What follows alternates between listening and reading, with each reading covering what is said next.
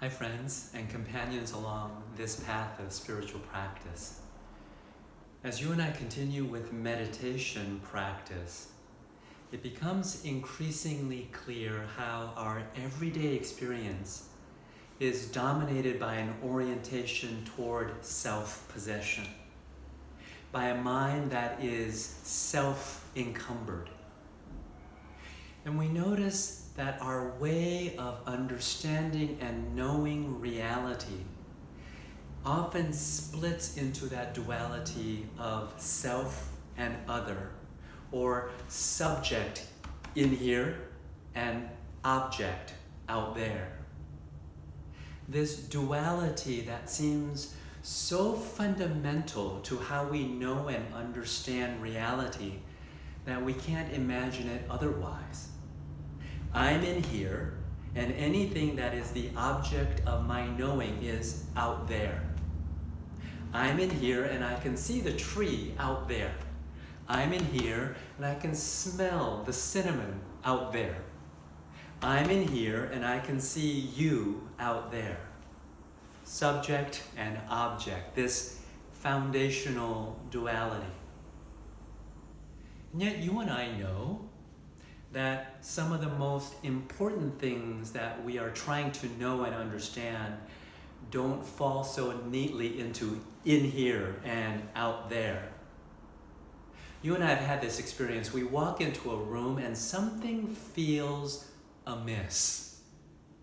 I'm in here, I'm having this subjective experience of something is amiss.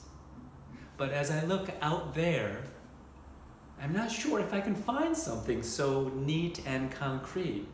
I'm looking around, but the people's faces and their behavior don't register anything obviously amiss. There's no obvious accident going on. There doesn't seem to be an emergency. I'm having in here a feeling that something is amiss, and it's powerful. But out there, I'm not sure if there's anything out there.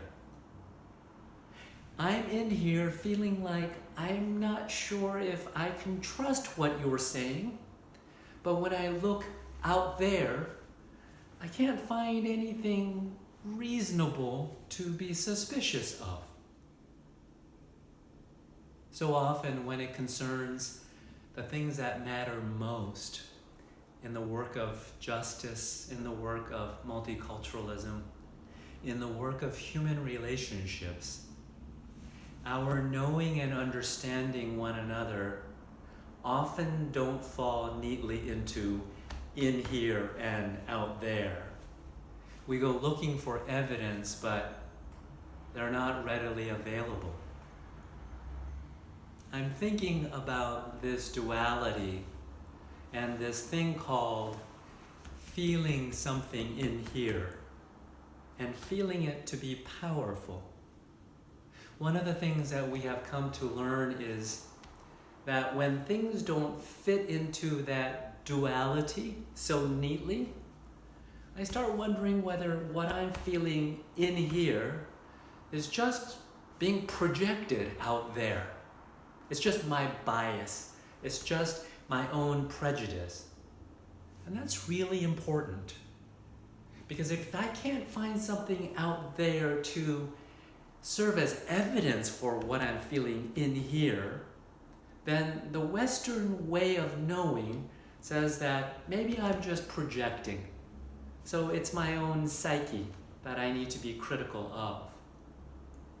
When I'm feeling sad as I listen to Beethoven's Ninth and the Fourth Movement, Ode to Joy, there's good reason to suspect that I may be projecting my own memory that someone that I cared about died as I was listening to Ode to Joy. No one else seems to be feeling sad, but I am.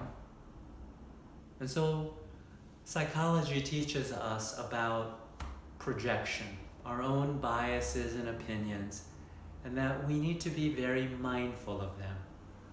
And the more that I understand myself about my fixations, the more clear I can be about whether I'm projecting something, or whether what I'm feeling in here is in fact true to the situation out there. Because you and I know that other experience when we've been hiking with our friends that we know well, and we reach the summit and we are looking out into that beautiful panorama, and no one has to say anything. We all know that what each of us is feeling in here is what is being felt in each of the friends. In here and out there, in a non-dual relationship. As we meditate, what I'm focusing on is that difficult non-dual practice of empathetic attunement. You and I all know that as intimacy deepens, there are truths that we experience in here that may be a projection, but oftentimes is absolutely true in that other person as well. That our intimacy with one another helps to make that duality porous. That there's a way in which we can understand and know one another because of empathetic attunement.